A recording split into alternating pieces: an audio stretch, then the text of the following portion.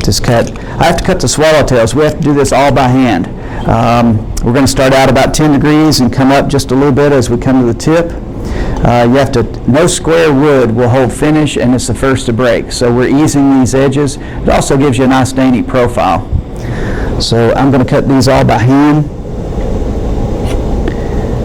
And if you mess up just a little bit, it's okay. It's something we can fix. During the class, you'll find that most of the first class fingers, everyone's going to be very bold. It's going to have a wide, not real dainty look. And after you do your third box, you've refined your skill set a little bit, and it's going to be a little bit finer detail. Where do you buy your tacks? John Wilson, actually, he used to buy them from the W.W. Cross Tack Company, and they went out of business. They used to, our grandparents, it was one of the few tack companies in America. And the machines were, of course, Babbitt bearings and, old rickety clankety-clank machines. And they were closing up because now we all wear tennis shoes. There's probably nobody has tacks in their shoes today. The old good leather shoes still have tacks in them, but they're hard to find.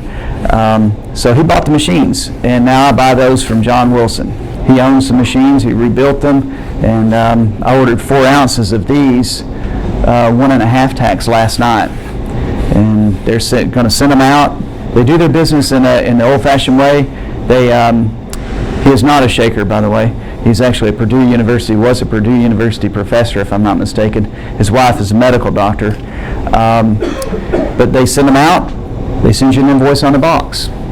Seldom ever get skunked. Woodworkers are generally good people. So when you get the invoice, please be sure to send it back to him. I try to do it quickly because, he's waiting to pay his bills and things like that. Well, I'll pass this around real quick. You can tell that piece of wood is going to be a challenge. We'll see how that box turns out.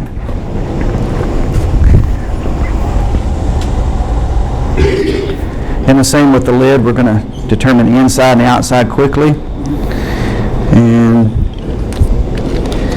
cut the swallowtail by hand. What is the reason that determines the inside and the outside? How does that affect the box? It's well, you have to bend it correctly. If you bend it backwards, put the outside to the inside, when you make this curve, the fibers will unfurl. Okay. Sometimes you can get away with it, but usually it's better just to stop and retaper the swallowtails and put it back in the heat box.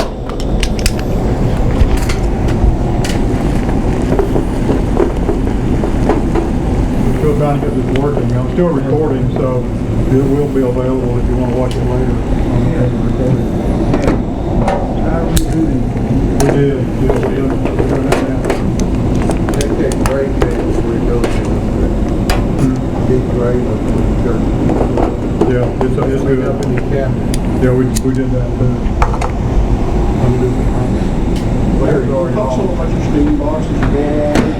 Yes, the steam boxes. You can use a few. I've made some. These are actually hot water trays, and John Wilson has a plumber in Charlotte, Michigan that makes these. And I prefer to buy them rather than, I want to make boxes rather than make copper trays and probably screw it up. There's quite a bit of labor into them. I don't have a current price list, but copper has gone up over the years. I actually have a couple of 36s, 1 or 2 48s, and then a 78, I think it is, a large one to do bands. They're solid copper. They're quite expensive now. Copper's high. Copper is the best transfer of heat. You can make them out of metal gutter. You can get it at Home Depot. It's steel gutter. Some galvanized. I'm not a big galvanized fan. It's not good for you to breathe and things like that. And then you can put a wooden top on it. I'm not a big fan of that because in a class, you're first off, you're setting the whole lid off, and it's going to be off longer, and you're more subject to knock over your tray. When I use the electric burners, I'll use 2 underneath here. I'm going to put gussets out here, wooden gussets, to support this. That way, if I'm in a hurry or I burn myself with the steam because it is hot, I I'm gonna have a lot less chance of rocking it over and burning someone. So, but the copper trays, I would definitely buy those. He sells some galvanized ones. He sells the copper ones. I would just go ahead and just buy the copper one. What would be the problem if any with aluminum? It's not going to gain the heat like this. It's not going to. Pretty well. Yeah. Used for that purpose. Yeah, it's not. When it's hot though, it's not going to stay as structurally sound. It's softer, yeah. Yeah. Unless you get a. And there's a lot of heat. I mean, this is rocking. There's a lot of heat you put in through here. You actually move this sometimes, but it'll pop back in place. It's in the old copper. You can use anything if it works. Do it. Gutters, and I was thinking that would work well. It would. You can use that. There's a lot of different things you can use. Some people, like the small bands. The tall asparagus cooker. My wife has one of those. I've actually made boxes on that. When I didn't want to get all this set back up. For one reason or another. So, but anyway, we've cut the bands. We've cut the fingers. We've drilled. We have shaped the fingers with the swallowtail, hand cut the swallowtail. Where is that one piece that I was passing around? Okay. We've shaped that. We have cooked them. We're going to have to cook them for about 15 or 20 minutes to make the bend. And this one should be about there. But to make the bend, we're going to do a number 1 first. That's usually the one that we're going to start with in class. The shaker people didn't number them. We kind of work off a numbering system. They just, had a system and, small, medium, large, whatever. But we found the number 1 is the easiest when you first do your class. They're easier to handle rather than a number 2 or number 3. You'll find people have the white knuckle syndrome when you're holding them down, you're wrapping them. Everybody's just really got a lot of tension on there, and I do it sometimes, especially in the larger ones. But you can relax. What you can't do is when you're bending them, if you have more than one finger, you can't let them up. You can't hold one and not hold the rest. You have to hold them all down or none of them. If you hold one down or 2 down, it's going to split right here. And it will split almost every time. We have that in class. Usually somebody kills it that way in a class. So, okay, we're going to bend the number 1. I think I've had this one in there long enough. And we'll put the number 3 in there and do the number 3. So we're going to have we have determined the inside and the outside of the box on this by checking the inside, cutting the swallowtail. The tapered side of the swallowtail obviously has to face out because that's what you're going to be looking at, and that is the outside of the box. So I have about 15 or 20 seconds. We have to get the wood through and through has to be 165 degrees Fahrenheit or better to bend. Then you can realign the molecules and it will stay. Because we're going to bend. Yes, sir. What's your form made of? These are actually basswood, and I buy these from John. The big trays, I make my own, and or you can buy them. I just right away buy everything from John. But the big trays you make out of foam. This is like a tray. This is a tray, single band. This is actually a jewelry box. It's going to go inside here. And we're going to I'll have a fine wood turner turn a small shaker knob, and it'll pull in and out of here. It's just going to be it's going to be a tray with a knob. It's going to sit down in here on little wooden pegs. And it'd be a nice little jewelry box for someone. Those do really well. But if you do the large trays and you make them out of wood or out of anything but foam, you won't get that thing back off. Actually, this was very tight when I first did it. I about never got it off, but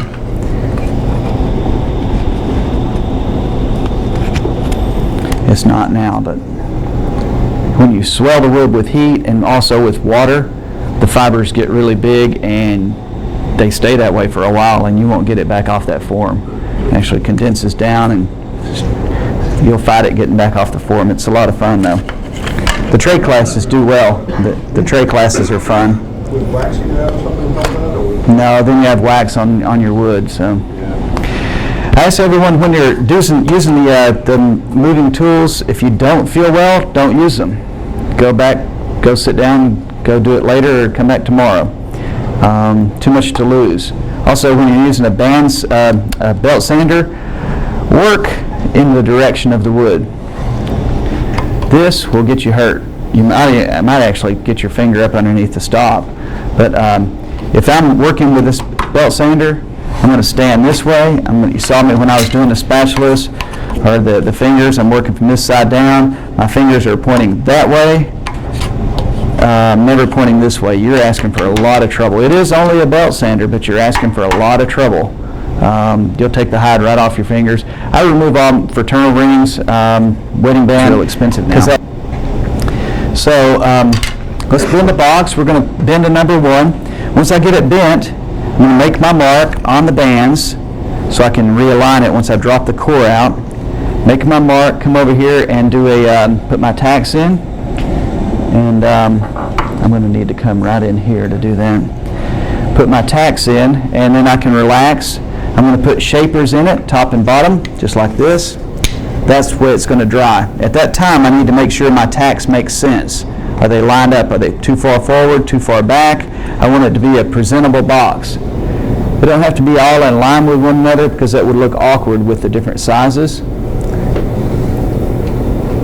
Is there tape on that mold? It looks like On these, the mold.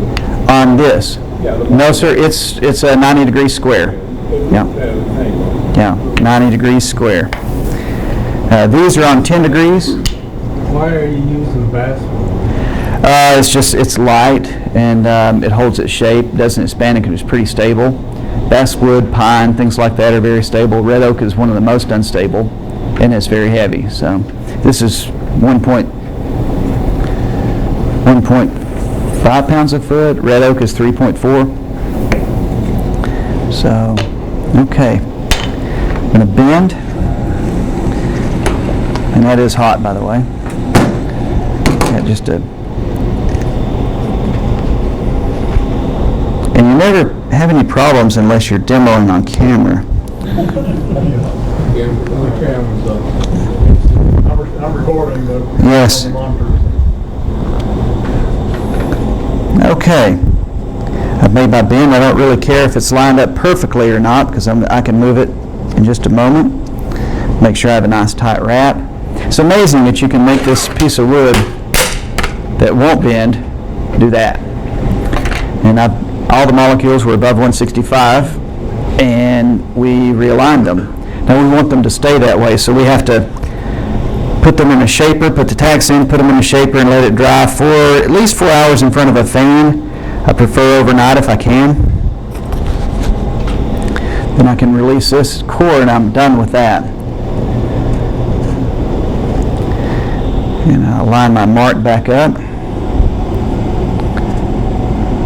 Make sure it makes sense, make sure the edges are parallel, so it'll be a nice box.